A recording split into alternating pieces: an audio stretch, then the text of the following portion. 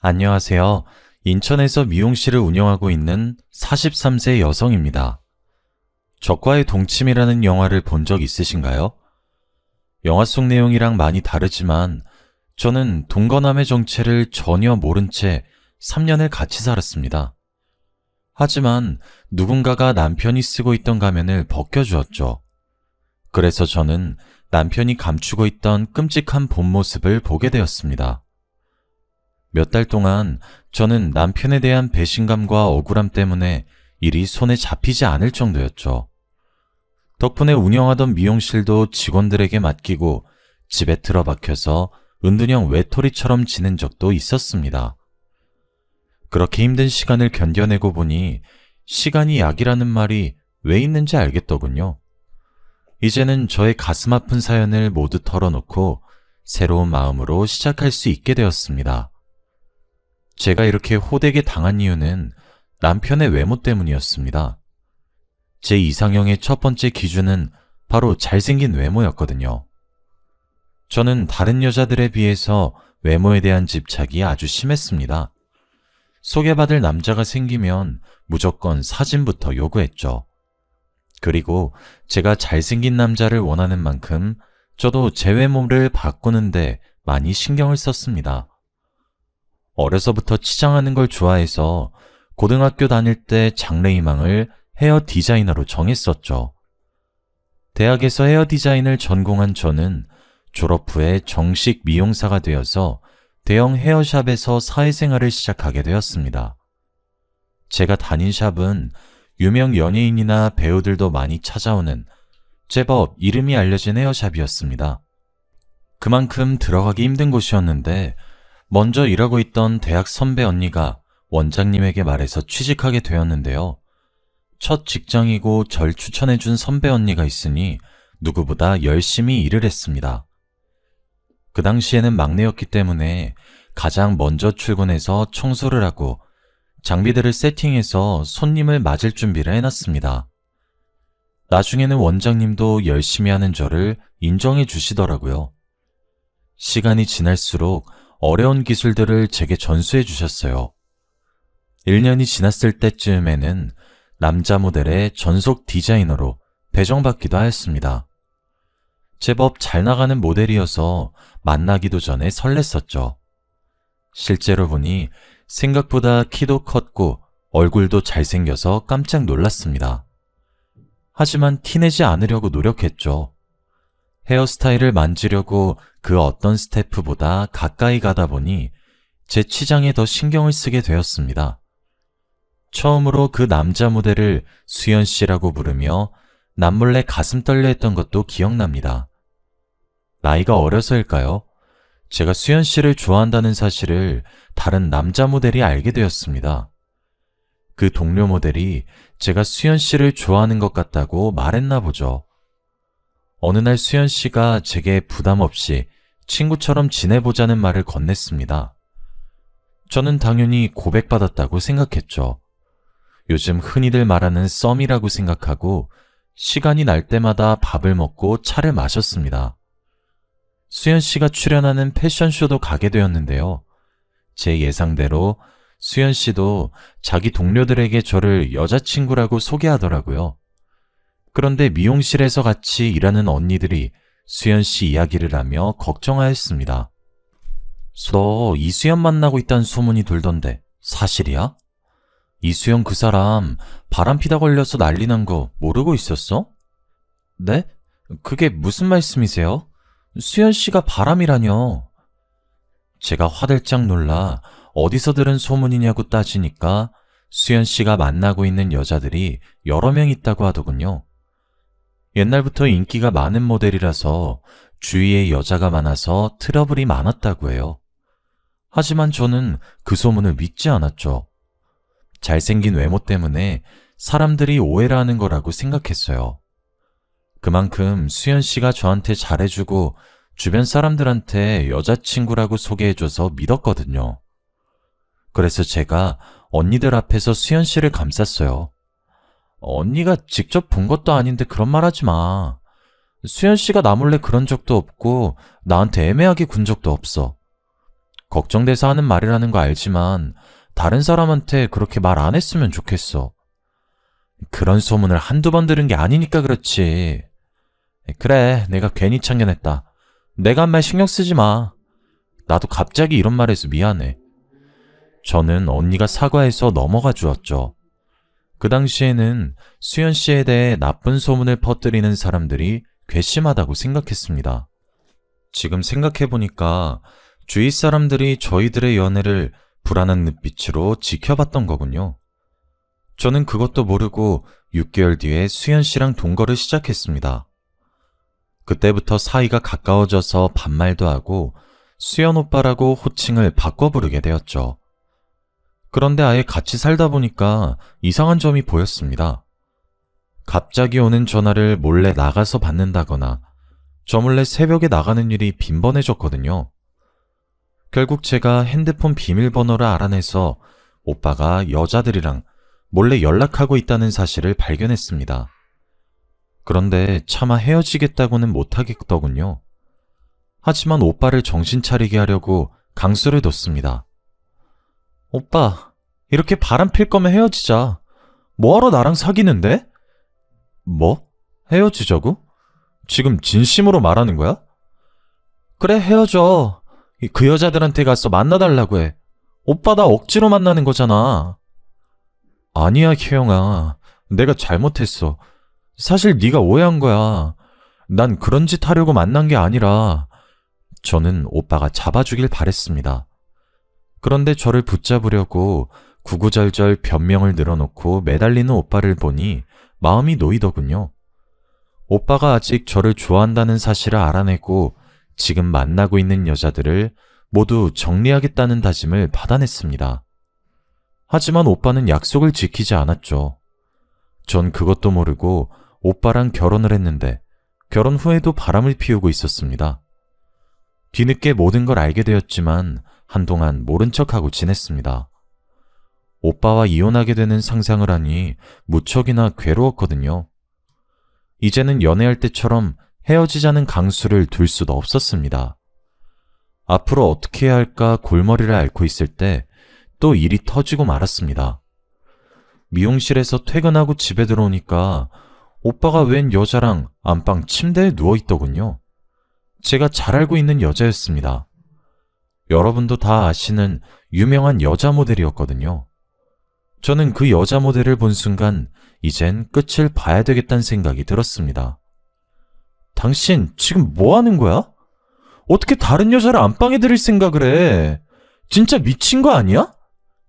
아니, 나는 우리 그냥 누워만 있었어. 당신이 생각하는 그런 짓 안 했다고. 뭐? 그게 말이 된다고 생각해? 오빠가 어처구니 없는 변명을 내뱉길래 헛웃음을 내뱉었습니다. 제가 결국 못 참고 소리를 지르면서 물건을 집어던지니까 오빠가 이런 식으로 할 거면 당장 이혼하자고 오히려 큰 소리를 치더라고요. 그리고 집을 나가버렸죠.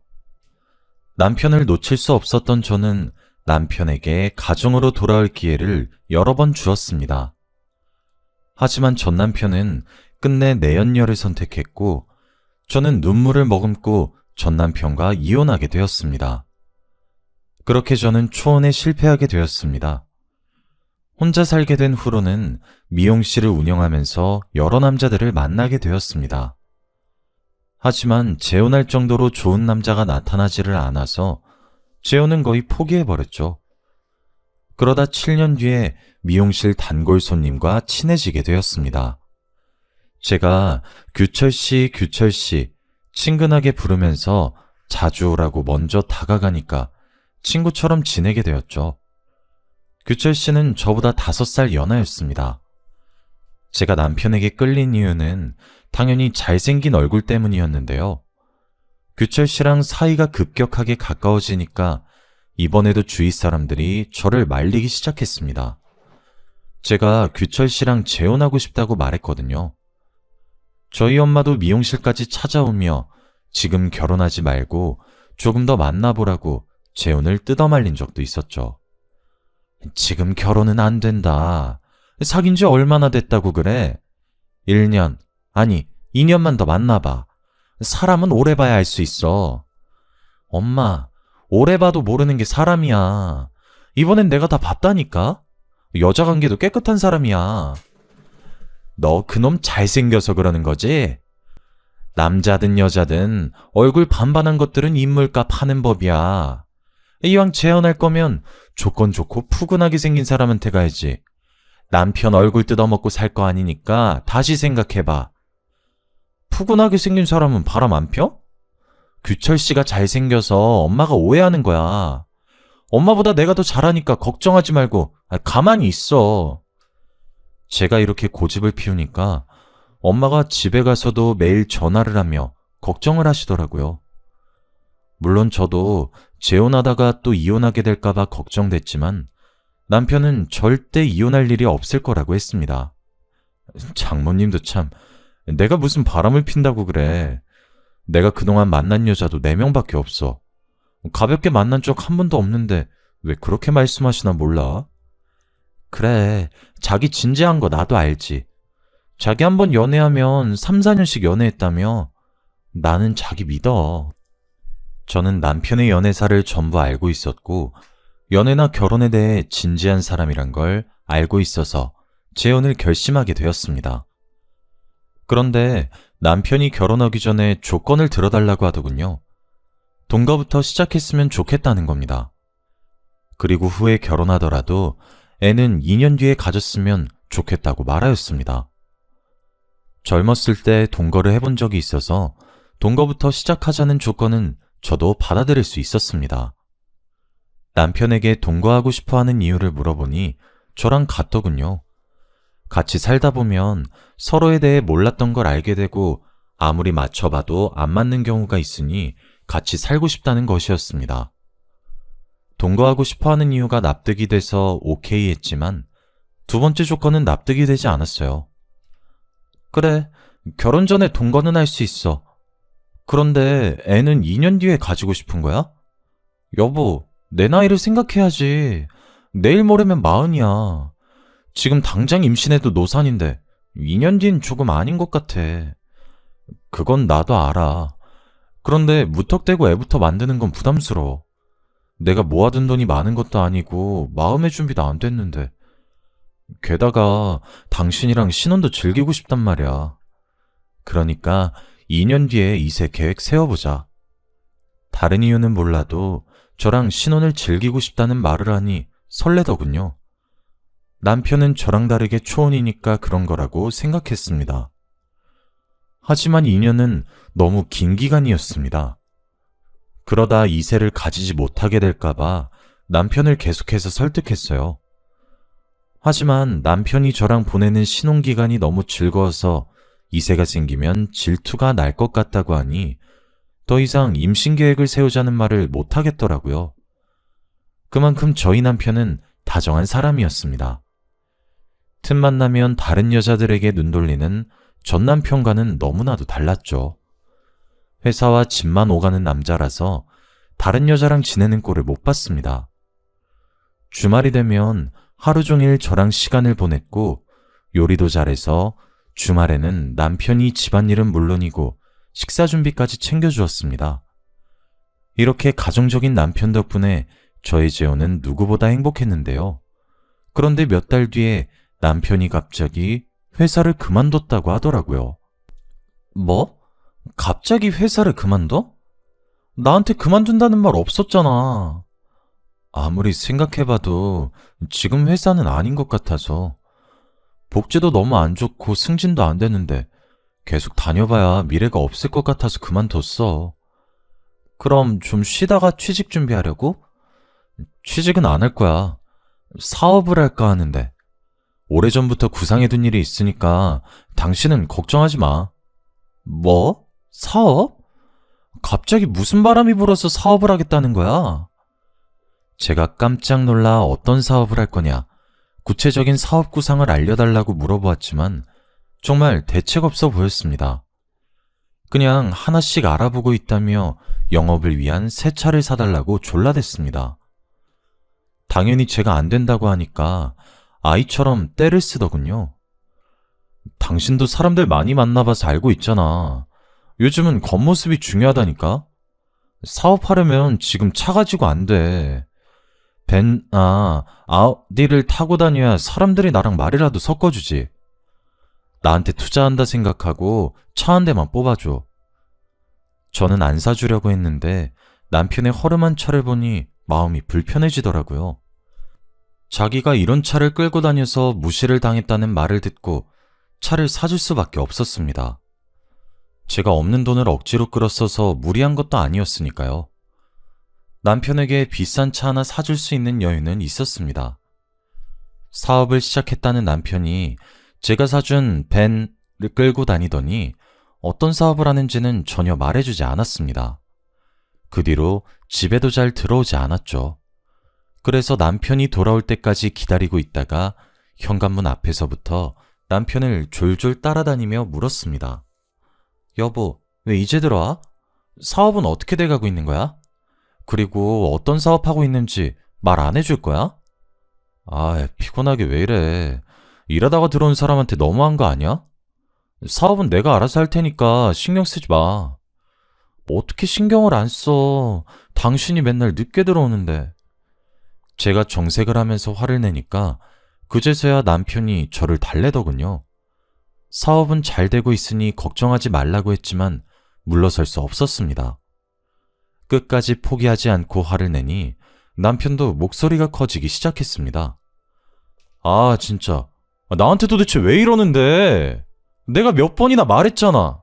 내 일은 내가 알아서 한다고. 내가 당신한테 미용실 손님 몇 명이나 왔는지, 오늘은 얼마나 벌었는지 물은 적 있어? 근데 왜 나한테 묻는 건데? 내가 그렇게 못 믿어? 남편이 이렇게 물으니까 순간 미안해지더군요. 그래서 제가 그 뒤로 아무 말도 안 하니까 남편이 집에 들어오는 날이 줄어들었습니다. 거의 주말 부부 같은 생활을 하게 되었죠. 남편이 그러니까 날이 갈수록 초조해지더라고요. 재혼한 지 1년이 넘어가는데 남편이 관계를 가질 때마다 항상 피임을 했습니다. 제가 애를 가지자고 보챌 때마다 남편은 자기가 하는 사업이 자리를 잡을 때까지 조금만 더 기다려달라는 말만 하였습니다. 지금 같았으면 남편을 쫓아다니면서 바람피나 감시라도 했을 텐데 건물주가 월세 보증금을 올려달라는 요구를 하는 바람에 정신이 하나도 없었습니다. 저와 건물주 할머니는 예전부터 사이가 좋지 않았습니다. 성격이 괴팍하고 임차인들에게 함부로 말을 해서 그 할머니를 좋아하는 임차인은 한 명도 없었거든요.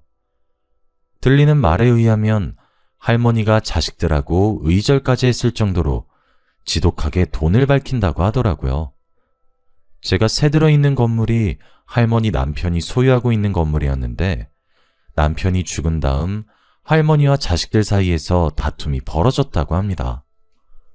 보통은 공동명의라든가 건물을 처분해서 돈을 공평하게 나눠 가질 법도 한데 한치의 양보도 없이 건물을 독차지하려고 험한 말까지 하더군요. 건물주 할머니가 자식들이랑 소문이 날 정도로 싸웠고 결국은 서로를 고발했다고 하는데요. 그 결과 할머니가 건물을 차지하게 되었고 자식들과의 인연은 완전히 끊어져 버렸다고 해요. 저도 그 소문을 전해 듣고 할머니를 정말 안 좋게 보고 있었죠. 그런데 갑자기 다짜고짜 찾아와서는 저보고 보증금을 더 달라고 하는 것이었습니다. 미용실, 넌 요새 장사가 잘 된다며? 200만 원 더 줘야겠더라. 네? 할머니, 갑자기 무슨 말씀이세요? 저 요즘 장사 안 돼요. 누가 장사 잘 된다고 했는데요? 그리고 장사 잘 된다고 보증금 올리는 사람이 어디 있어요? 어디 있긴 여기 있지. 요즘 유명한 맛집들도 월세 다 올린다는 소리 못 들었어? 그럼 장사 잘 안 되면 보증금 깎아주시나요? 월세라도 덜 받으실 거예요? 다른 사람이 이런 소리를 했다면 좋게 넘어갔을 테지만 제가 그동안 쌓인 게 있어서 말투가 험악해지고 있었습니다. 할머니가 임차인들을 늘 무시하며 가게 이름으로 불렀거든요. 저는 미용실이라고 불렀고 야채 가게 하는 사람을 야채라고 불렀습니다. 제 가게에 수시로 찾아와서 잔소리하는 건 기본이었습니다. 손님이 있는데도 물을 많이 쓴다느니, 밤에 전기를 켜놓고 간다느니 별 영양가 없는 잔소리로 수치심을 주었죠. 점점 치솟는 물가 때문에 보증금을 올려받는다고 하면 모를까. 예고도 없이 들이닥쳐서 장사가 잘 되니 돈을 내놓으라고 하니까 괘씸하더라고요. 그래서 바로 선전포고를 하고 말았습니다. 장사가 잘 된다고 보증금 올려받으실 거면 제가 나갈게요. 끝까지 이러실 거면 제가 나간다고요. 그래? 나가는 건 네 마음이지만 보증금은 당장 못 주니까 알아서 해라. 네? 그게 무슨 말이에요? 계약도 거의 끝났고 제가 나가겠다고 하는데 보증금은 당연히 돌려줘야죠. 2년이 어디서 눈을 부릅뜨고 대들어. 보증금 받고 싶으면 고발하든지 마음대로 해. 제가 갑자기 나가겠다고 하니까 화가 났는지 배짱을 부리시더라고요. 고작 몇백만 원 더 받으려다가 세입자가 나가게 됐으니 짜증이 많이 나셨나 봅니다. 저한테 욕을 하면서 난리를 피우시길래 저도 할머니를 내쫓으면서 소리쳤죠. 알겠어요. 고발할 테니까 나가시라고요. 저도 많이 참았는데 끝까지 이런 식으로 나오면 저도 고발할 수밖에 없죠. 그래, 해라. 누가 겁낼 줄 알아? 어린 년이 겁도 없이 감히 누구한테 대들어? 결국 제 손에 내쫓긴 할머니께서 욕을 하시면서 가버리셨습니다. 저는 모아둔 돈도 있으니 적당한 상가가 있는지 둘러보려고 했습니다. 더 이상 할머니를 마주치고 싶지 않다는 생각에 바로 미용실을 옮기려고 했습니다. 단골들에게 미용실을 옮긴다는 말도 해두며 상가 자리를 알아보다가 새로 지은 아파트 단지를 만나게 되었습니다. 아파트 안에 들어선 상가가 미용실하기에 딱 좋아 보이더라고요. 며칠 뒤에 저는 부동산을 찾아가서 상가 건물주를 만나게 되었죠. 건물주분께서 정말 친절하고 성격 좋아 보였습니다. 그전 건물주였던 악질 할머니와는 차원이 다르더라고요. 건물주분이랑 금세 친해져서 자기가 가진 건물이 남편이 남긴 유산이라는 사실도 알게 되었습니다. 저는 혼자서 여기까지 버티신 게 대단하다고 치켜세우며 남편 뒷담을 늘어놓았습니다. 남편이 사업한다며 집에 들어오지도 않아서 없는 거나 다름없다고 말하다가 미용실 앞에 붙여둘 현수막 업체도 추천하게 되었죠. 이 동네 사람들이 현수막을 보고 옮긴 미용실로 와주길 바랬는데 저렴하면서 친절한 업체를 만나게 되어서 다행이었습니다. 그래서 제가 그 업체까지 만나고 오니 웬일로 집에 남편이 있더군요. 제가 새로 지은 신축 상가에 미용실을 오픈할 계획이라고 하니 남편이 화를 버럭 내었습니다. 뭐? 신축 상가? 당신은 왜 나한테 말도 없이 미용실 옮긴 거야? 당신은 말한 적 있어? 내가 무슨 사업하고 있냐고 물어봐도 말 안 해줬잖아. 아니, 이건 다른 차원의 문제야. 이렇게 중요한 문제를 남편한테 말도 안 하고 결정하는 게 어디 있어? 저는 남편을 이해할 수 없었습니다. 자기가 하는 사업은 말도 안 해주면서 미용실을 새로 오픈했다고 화를 내다뇨. 게다가 남편이 지금 당장 건물주를 만나보자고 하였습니다. 당연히 그날 밤 남편과 싸우게 되었는데요. 도저히 언쟁이 끝나지를 않아서 다음날 남편이랑 같이 상가를 둘러보기로 했습니다. 그런데 건물주를 만난 남편이 미용실을 자기 명의로 하자고 제안했습니다. 제가 왜 그래야 하냐고, 내가 운영할 미용실인데 내 명의로 하는 게 맞는 거 아니냐고 물었죠. 남편이 또 앞뒤 안 맞는 말들로 우기길래 그냥 제 명의로 계약하려고 했습니다. 그랬더니 제 손을 막아서더니 목소리를 높이더라고요. 또 어젯밤처럼 고집을 피우면서 끝까지 지지 않을 것 같아서 무서웠습니다. 게다가 어젯밤이랑 다르게 건물주랑 부동산 사장이 지켜보고 있었거든요. 너무 수치스러웠죠.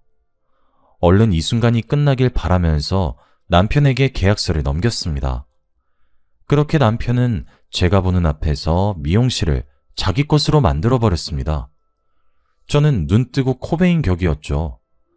당연히 남편이랑 이혼할 일이 없다고 생각한 제 잘못이었죠. 남편이랑 영원히 살 생각에 미용실을 누구 명의로 하든 상관이 없다고 치부해버렸습니다. 제 생각이 어리석었다는 건 곧 드러나게 되었는데요. 새로 지은 상가에 미용실을 열고 장사를 시작한 지 한 달 만에 남편이 말도 없이 사라져버렸기 때문입니다. 남편이 사라진 첫날 몇 번이나 남편의 핸드폰으로 전화를 걸어보았습니다. 남편의 휴대폰은 꺼져 있었고 이틀이나 기다려보았지만 남편은 돌아오지 않았죠. 제가 남편의 가출을 신고할 생각으로 경찰서에 가려던 찰나 이메일 한 통을 받게 되었습니다. 그쪽 남편이 어디로 사라진 건지 알고 있습니다. 라는 제목의 메일이었습니다. 메일을 보낸 사람은 당연히 모르는 사람이었습니다. 메일 내용을 보니 남편이 숨기고 있는 비밀을 알려주겠다고 하더라고요. 처음에는 누군가 장난을 치거나 스팸 메일이라고 생각해서 답장을 보내지 않았습니다. 우선 경찰서에 신고하고 남편을 기다렸죠. 그런데 미용실 명의를 자기 명의로 바꾼 것도 그렇고 이상한 메일도 신경 쓰여서 남편의 금융거래를 확인해 보았습니다. 그렇게 저는 남편이 미용실을 담보로 대출을 받았다는 사실을 알게 되었습니다. 제 돈을 가지고 도망을 갔던 거죠. 그래서 저는 곧바로 경찰서로 달려가 신고를 했습니다. 하지만 수상한 일은 여기서 그치지 않았어요. 다음 날에 그 수상한 메일을 또다시 받게 되었거든요. 그 메일에는 제가 하루를 어떻게 보내는지 자세하게 적혀 있었습니다. 메일을 보낸 사람은 분명히 저를 가까이에서 지켜보고 있는 것 같았습니다. 스토킹을 당하고 있는 것 같아서 마음이 불안해지기 시작했죠. 그날 바로 경찰서에 신고해두긴 했지만 그날부터 제 주위에 있는 사람들이 전부 다 수상해 보이더군요. 모든 사람들이 제 행동을 감시하고 있는 것 같아서 괴로웠습니다. 다른 사람들이랑 대화하는 게 힘들어져서 집에만 있으니 수상한 메일이 또 도착했습니다. 남편이 어떤 인간인지 알고 싶으면 연락처를 남기라는 메일을 본 순간 망설일 수 없었습니다. 이렇게 아무것도 모른 채 괴로워하는 것보다 진실을 알아차린 후에 괴로워하는 게 더 나은 것 같아서 연락처를 남겼죠. 며칠 후에 낯선 번호로 전화가 걸려왔습니다. 웬 여자가 메일을 보낸 사람이라며 지금 당장 만나자고 하더군요. 지금 만나자고요? 당신이 나한테 해코지 할 수도 있는데 어떻게 만나요? 해코지 같은 거 절대 안 해요. 당신 남편에 대해서 꼭 해줄 말이 있어서 그래요. 그러면서 자기가 저랑 같은 고등학교 동창이라고 하더라고요. 시간이 많이 지나서 기억날지 모르겠지만 이름이 경미라고 하는데 그 이름을 듣는 순간 정말 깜짝 놀라고 말았습니다. 진짜 경미일까 하는 생각으로 만나기로 한 커피숍으로 가보니 그곳엔 정말로 경미가 앉아있더군요. 순간 심장이 멎어버리는 줄 알았습니다. 정말 오랜만이다. 이렇게 다시 만나게 되리라고는 생각도 못했는데 세상엔 참 희한한 일이 많은 것 같아. 희한한 일이라니? 너 설마 내 남편이랑 만났던 사이는 아니지? 왜? 그래 보여? 경미의 표정을 보니 제가 전곡을 찌른 모양이었습니다. 경미가 남편이 그동안 숨기고 있었던 충격적인 과거를 이야기해 주었습니다. 그리고 저 몰래 꾸미고 있었던 음모를 말해 주었죠. 그걸 들은 저는 머릿속이 새하얘져서 아무 말도 할 수 없었습니다. 경미와 저는 친하게 지내다 고등학교를 졸업한 뒤로 연락이 끊어졌습니다. 제가 미용실을 시작하고 경미가 직장 생활을 시작하면서 사이가 멀어지게 된 것인데요. 경미는 저랑 멀어진 사이 친하게 지내는 사람도 없고 직장일에도 회의감을 많이 느꼈다고 해요. 매일 정해진 시간에 출근해서 똑같이 반복되는 일상을 되풀이하다 보니 모든 일에 무기력해졌다고 합니다. 회사에 휴가를 내고 기분 전환을 하려고 혼자 여행을 갔지만 나아지지 않았다고 하죠. 그래서 심리상담을 받았는데 번아웃이라는 진단을 받게 되었다고 하네요. 이대로 그냥 두면 공황장애로까지 이어질 수 있다는 말을 듣고 경미가 직장을 그만두게 되었다고 합니다. 몇 달 동안 집에서 혼자 지내다가 카페를 차렸다고 해요. 하지만 외롭고 쓸쓸한 마음은 여전해서 계속해서 치료를 받고 있었다고 하는데요. 그러다가 저희 남편을 만나게 되었다고 합니다. 나는 그놈이 결혼한 줄도 몰랐어. 나중에 알고 보니까 혼자서 가게하고 있는 여자들한테만 접근하고 있었더라고. 너한테도 똑같은 수법으로 접근했던 거야. 남편은 몇 달 동안 하루도 빠짐없이 카페에 출근 도장을 찍었다고 합니다. 경미가 마음의 문을 연 것 같으니까 나중에는 약혼 프로포즈까지 했다고 하더군요. 남편이 경미를 꼬신 레퍼토리를 들어보니 제가 당한 것과 똑같아 보였습니다. 뭐? 그 자식이 동거 먼저 하고 애는 나중에 가지자고 했다고? 그래, 너랑 나한테만 이런 게 아닌 것 같아. 다른 여자들이 더 있을 수 있어. 경미한테도 동거하자고 접근해놓고 막상 같이 살게 되니 1년 만에 본색을 드러냈다고 합니다. 사업을 핑계로 돈을 요구한 것이죠. 여보, 내가 이번에 사업을 해보려고 하는데 착수금 좀 빌려줄 수 있어? 갑자기 사업? 무슨 사업 할 건데? 그건 지금 당장 말하기 좀 그래. 내가 자리 잡으면 말해줄게. 아니, 무슨 사업을 할 건지 말해줘야 내가 돈을 빌려주던가 하지. 아니야, 내가 다른 애한테 빌려볼게. 그냥 말해달라니까? 됐다. 얼마나 필요한데? 나중에 말해주긴 할 거지? 당연하지. 내가 성공하면 배로 돌려줄게. 1억이면 될 것 같은데 당신 카페를 담보로 대출을 좀 받으면 어떨까? 남편이 사업 이야기를 그때 한 번만 꺼낸 것이 아니라 빌려줄 수밖에 없었다고 합니다. 어느 날 남편이 술에 취해서 내가 사업 좀 해봐겠다는데 야박하게 거절만 하냐고 눈물을 터뜨리는 바람에 돈을 줄 수밖에 없었다고 하더라고요. 경미는 그날 밤 남편이 서럽게 울며 우리 와이프 호강시켜주고 싶다고 우는데 마음이 안 좋았다고 해요. 정신과 약도 먹고 있고 몸도 안 좋은데 일까지 하게 해서 미안하다고 매달리는 모습이 계속 생각나서 경미가 대출까지 받아서 돈을 빌려주었다고 하는데요. 결국 남편은 경미가 주는 돈을 받고 감쪽같이 사라져버렸다고 해요. 저는 그 이야기를 듣고 어이가 없어서 헛웃음만 나왔습니다. 처음부터 그놈이 노렸던 건 제 돈이었더라고요. 그래서 미용실을 옮긴다고 하니까 평소랑 다른 반응을 보였던 거죠. 그놈의 머릿속에는 미용실을 자기 것으로 만들어서 돈을 땡긴 다음 도망갈 생각이었던 겁니다. 만약에 미용실을 옮기지 않았더라면 그놈은 다른 핑계를 대서 돈을 뜯어내고 도망을 갔을 겁니다. 남편이 도망간 다음에 경미는 행방을 수소문하다가 포기해버렸다고 하는데요. 경찰에 신고해보았지만 남자라는 이유로 행방불명 신고도 받아주지 않았다고 합니다.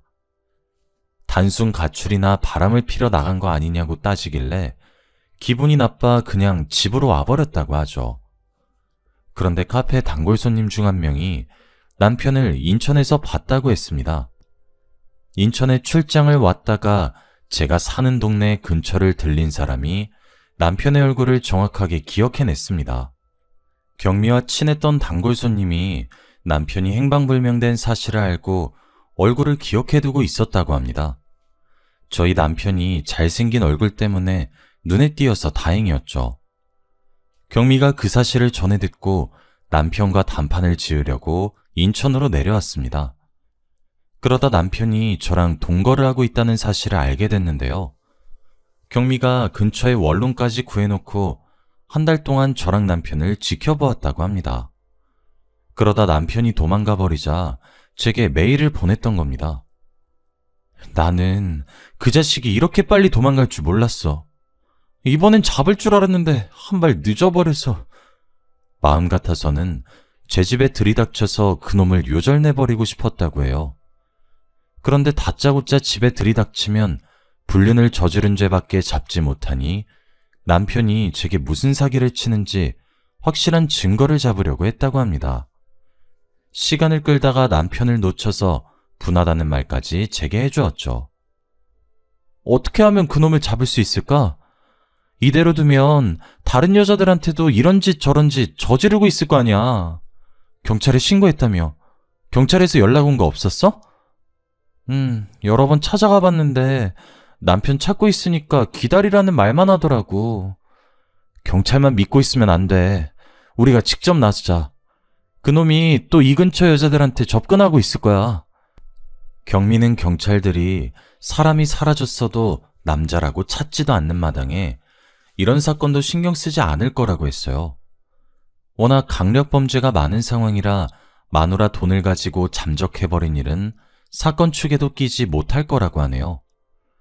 믿었던 남편에게 보기 좋게 뒤통수를 맞고 배신을 당했다는 사실에 그놈을 찾아내서 요절을 내줘야겠다고 생각했습니다. 경미도 저와 같은 생각인지 머리를 맞대고 의논하자고 했죠. 그러다 사람을 찾아주는 전문가에게 의뢰하기로 결정했습니다. 비용은 경미와 제가 반반씩 부담하기로 했는데요. 역시 이런 일은 경찰보다 흥신소 직원들이 전문가였습니다. 일주일 만에 남편이 어디에서 뭐라고 사는지 주소와 사진들을 보내주더군요. 남편이 경기도에서 다른 내연녀와 애까지 낳아서 잘 살고 있다는 사실에 분노가 치솟았습니다. 남편이 사업을 하고 있다는 말들은 전부 거짓말이었습니다. 저와 동거를 하면서 출장을 핑계로 내연녀와 지냈던 거죠. 내연녀와 장을 보러 가는지 애를 안은 채 활짝 웃고 있는 모습을 보니 심장이 쿵쾅쿵쾅 뛰기 시작했습니다. 그런데 남편의 내연녀 얼굴이 왠지 모르게 익숙해 보이더군요. 분명히 어디선가 봤는데 어디서 봤는지 기억이 나지 않았습니다. 경미는 분에 이기지 못하고 소리를 지르면서 이것들을 가만두지 않겠다고 길길이 날뛰고 있었죠. 저는 남편 예언녀가 누군지 생각이 날 것 같아서 사심만 뚫어져라 쳐다보고 있었습니다. 그랬더니 경미가 제 팔을 잡고 일으켜 세우더군요. 우리한테서 뜯어낸 돈으로 애 키우고 있었던 거야? 이런 미친 자식. 혜영아, 당장 이것들 깜빵에 넣어주자. 뭐해? 지금 당장 일어나서 잡으러 가야지. 그때 갑자기 그녀가 누군지 떠올라 고개를 번쩍 들어 올렸습니다. 이 사람, 그 사람 아니야? 김땡땡, 너도 알잖아. 우리나라에서 제일 유명한 모델. 내연녀의 정체는 바로 우리나라에서 유명한 모델인 김땡땡이었습니다. 제가 잡지 촬영차 출장을 갔을 때 만난 적 있는 모델이기도 했죠. 경미는 제 말을 듣자 깜짝 놀라서 흥신소에서 알려준 주소로 가보자고 했습니다. 가는 길에 경찰에 신고해놓고 저희 둘이서 경기도 땡땡에 있는 빌라 앞에서 대기하고 있었는데요. 그 여자랑 남편이 한참 뒤에 애를 안고 나타나더군요. 아무것도 모르는 남편이 그저 좋아서 해벌쭉 웃고 있었습니다. 그 모습을 보자마자 저보다 먼저 경미가 달려가서 그놈의 멱살을 잡아챘습니다. 야, 이 자식아, 마누라 등쳐먹고 도망가면 잘 살 줄 알았어? 이 쳐죽여도 시원치 않은 놈이? 경미가 손톱으로 남편의 얼굴을 긁어놓으니까 깜짝 놀란 남편이 경미를 뿌리치고 달아나려고 했습니다. 하지만 제가 달려가서 그놈을 잡아놓았죠. 저희들이 실랑이를 벌이는 사이에 경찰이 출동했습니다. 경찰이 남편을 체포하는 사이에 저는 남편 내연녀에게 다가가 물었죠. 너 진짜 양심 없다. 세상 사람들이 네가 다 누군지 알고 있어. 그런데 감히 바람을 펴? 저는 내연녀가 죄송하다고 무릎이라도 꿇을 줄 알았습니다. 뭐가 그렇게 당당한지 내연녀가 코웃음을 치면서 저를 흘겨보더군요. 그래서 뭐 어쩌라고? 내가 유명하니까 날 상간녀로 몰아서 돈이라도 뜯어내려고? 난 정식으로 혼인신고한 사이야. 상간녀는 오히려 너희들이지. 그래, 네 마음대로 해봐. 나를 상간녀로 고소해보라고. 근데 10년 전에 내 남편이랑 뒹굴다가 걸린 년이 할 소린 아닌 것 같은데? 뭐? 너 설마? 이제야 기억난 거야? 나 증거도 있어. 네 남편이 나한테 미안하다고 매달린 문자 있다고. 문자? 그거 조작한 건지 어떻게 알아? 너 같은 년 말을 어떻게 믿냐고. 내연녀가 끝까지 재수없는 말들을 내뱉길래 더 이상 참을 수 없었습니다. 저도 모르게 내연녀의 머리채를 잡아 뜯었는데요. 한 번도 아니고 2번이나 인연 때문에 이런 일이 생겼다고 생각하니 분해서 견딜 수가 없었습니다. 경찰이 있어서 다행이었죠. 경찰이 말리지 않았으면 그년 머리털을 죄다 잡아 뜯었을 겁니다. 그년이 끝까지 자기는 잘못 없다며 저를 체포하라고 소리치는데 속이 부글부글 끓더군요. 이거 놔! 전현을 체포해야지. 내가 왜 경찰서 가야 하는데? 그 자식한테 여자가 한둘이었어? 왜 내 책임이야? 내연녀가 난리를 피우면서 소리를 질러대다가 경찰에 연행되었습니다. 경찰 조사 결과 둘은 공범이었다고 해요. 큰 돈을 벌 방법이 없으니 혼자 사는 여자들을 꼬셔보라고 재촉했다고 합니다. 애를 가지지 않으면 나중에 자기들의 정체가 발각되어도 문제없을 거라고 생각했나 봅니다. 본처가 피해자라고 나서서 피해를 입은 동거녀를 상간녀로 몰아세우려고 했던 거죠. 실제로 다른 여성들은 남편에게 사기를 당하고도 상간녀로 몰리는 게 무서워서 꼼짝없이 당하고 말았다고 해요. 하지만 이번에는 그렇게 빠져나갈 수 없었습니다. 내연녀는 저희들을 상간녀라고 소송했지만 경찰이 남편과 내연녀가 벌인 사기에 대한 증거를 확보해버리고 말았습니다. 검찰은 그 인간들을 구속해버렸는데 내연녀는 포기하지 않고 변호사를 선임하더군요. 저희들을 상대로 위자료 청구 소송을 하는 어이없는 짓을 저지르고 말았습니다. 결국 재판 과정에서 그년이 제 가정을 2번이나 파탄낸 것이 드러났고 제가 아니라 내연녀가 위자료를 지급해야 한다는 판결이 나왔습니다. 재판 결과에 따라 경미와 저는 그들이 살고 있던 빌라와 현금을 포함해서 모든 재산을 받아냈습니다. 그래서 전 남편이랑 내연녀는 정말 10원짜리 하나도 없는 알거지가 되어버렸죠. 어차피 그 인간들은 돈 같은 건 필요도 없을 겁니다. 교도소에 가면 국민들의 세금으로 먹여주고 재워주고 있으니까요. 경미가 없었으면 이렇게까지 복수하지 못했을 겁니다. 경미의 도움으로 파렴치한 남편과 뻔뻔스러운 내연녀에게 세상이 무법천지가 아니라는 사실을 확실하게 보여주었는데요. 용서는 용서받을 자격이 있는 사람에게만 해야 한다는 사실을 여러분들도 꼭 기억하시길 바랍니다. 여기까지 사연 들어주셔서 감사합니다.